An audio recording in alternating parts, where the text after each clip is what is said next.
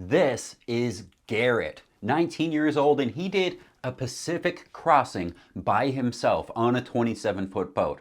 It's a heck of a story. He's a heck of a guy, and it is a heck of a boat. He has a leak that he can't figure out. Water's coming in. His AIS collision alarm goes off out there in the ocean. He can't get any sleep. He gets a pet boobie. He's running out of water and electricity. He loses satellite communication and navigation, and his bed gets soaked by a rogue wave.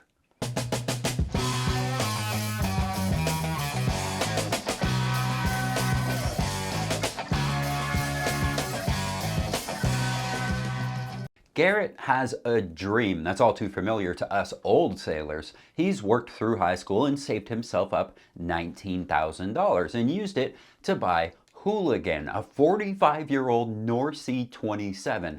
This is a Lyle Hess design boat, 8,100-pound double ender. As a proper ocean goer, she's got a full lead encapsulated keel drafting 3.5 feet. She's an early fiberglass design, extremely thick and overbuilt, as these boats usually were. The design was built by Heritage Marine, later renamed North Sea Marine, out in Dana Point, California. Production was started in 1976 with about 450 boats built, but it's now out of production, of course. The boats were sold complete or ready to sail, and also as kits for the amateur to complete themselves. Hess designed the boat in response to a specification by Dean Wixom, the then president of Heritage Marine, who was looking for a trailerable boat that could handle almost any ocean weather. That's kind of tricky, trailerable and ocean going. The North Sea 27 is a regular recreational keelboat built predominantly of fiberglass with wood trim and a plywood core deck. It has a masthead sloop rig with a big bowsprit and a spoon-raked stem, a rounded transom, a keel and transom hung rudder controlled by a tiller, not a wheel, and a fixed long keel with a cutaway forefoot. The boat's fitted with either of two engines, a Ferryman diesel 9-horse or a Yanmar 2GM 20-horse. The fuel tank holds 27 gallons and the freshwater tank is just 50 gallons. A review back in the day in Blue Water Boats noted the North Sea 27 is a small but rugged pocket cruiser with liveaboard comfort and seaworthiness at the heart of her design. Lyle Hess was approached with that challenging brief to design a heavy weather long distance cruiser which could legally be trailered down the road. Unfazed, of course, Hess came up with this tough and traditional style 27-foot double ender with transportable trailer so you can drag it between oceans, though it wasn't strictly to be trailerable. Garrett learned sailing for a few years out in Hawaii and of course started filming his solo adventures, which are super cool. I'll make sure you guys get a link to his YouTube channel. He had no sailing history at the time and no mechanical skill to speak of when he began his love affair with the sea.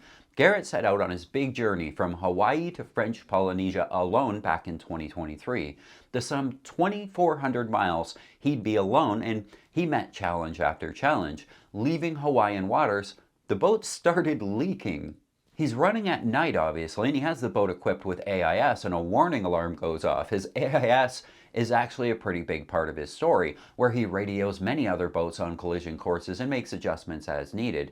In one case, a captain calls him back, continuously demanding his coordinates to bring him fuel, which he didn't request. Garrett is abundantly cautious here and doesn't give out any information, later finding out that the whole thing was just a big misunderstanding. Garrett gets stuck in the doldrums many times on his month-long solo journey and even makes a friend bird who stays with him to keep him company for some time.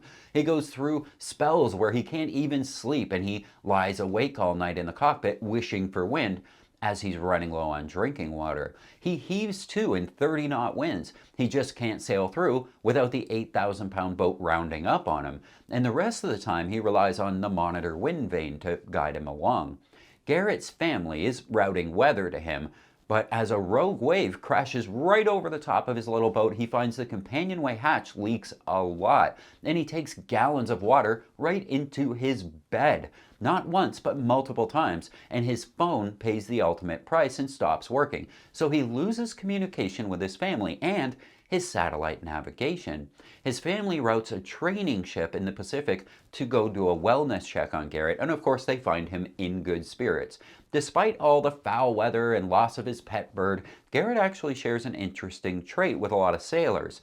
He always remains positive. He was routinely seen knocking on wood for good luck and pouring one out for Neptune as he crosses the equator. Sailors tend to be a superstitious lot, and while I don't think we really believe much of this stuff, we're pragmatic and we wouldn't want to tempt fate, so we knock on wood a lot. We have so little control out there in the sea. What's a little superstition between friends?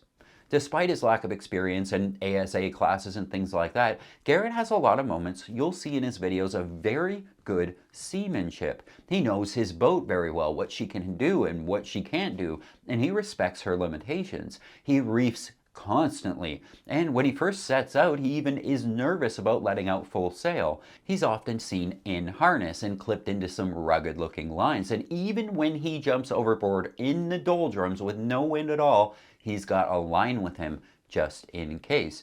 Garrett's always on top of the AIS and communicates with other captains whenever he can get weather info and sea state from them after he loses that direct communication with his family.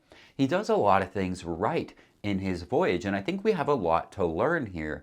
He always seemingly has a positive attitude, and that's a huge gain for a sailor. You actually won't find a lot of negative people out there plying the oceans. There's a certain optimistic character trait that makes a good sailor, and Garrett has it in spades. He even says the best part of the trip was in the doldrums, where he got to relax and experience some real peace, a peace that you just can't find anywhere else on the planet. When he loses his phone and satellite navigation, he even comments how it might just be the best thing to happen to him. His positivity and cautious nature and very good seamanship finds him arrive in French Polynesia safe and sound, albeit a bit sleep deprived. Where Garrett learned some lessons were not having a backup for his phone. His iPad was on board but didn't have the apps installed that he needed, which would have been an easy thing to do back on land before he left. When I live on the boat, I always carry my phone, but also all my old phones too. If the current phone were to get wet and die, I could pop the SIM card into my last retired phone with all the same apps and just carry on from where I left off. Carrying 3 or 4 phones would have been better for Garrett. He also finds himself running very low on electricity and water and diesel toward the end. I can't help but to wonder if a couple of emergency 7-gallon jugs buried in the cabin somewhere may have helped the water situation, or the use of a portable water maker. When power was running low, I wonder if Garrett might benefit from a hydro vane to make some electricity while he sails along, or the more common solar and wind generation. Now I know a double ender with the rounded stern doesn't lend itself well to a big arch and solar panels though. Racers often use a hydrogen cell for power on ocean crossings, so maybe that's an option for Garrett's little 27-footer. These are small, portable hydrogen-run power cells to power everything from electronics to radios and navigation systems and lights. Garrett's Adventure is his YouTube channel, and if you're keen on watching some real, raw, very, very awesome adventure footage, his videos are just awesome. I definitely am a subscriber because in a world of sailing YouTubers telling you all the reasons you can't do something or that we need to do it the way they say to do it, Garrett is just out there doing the thing.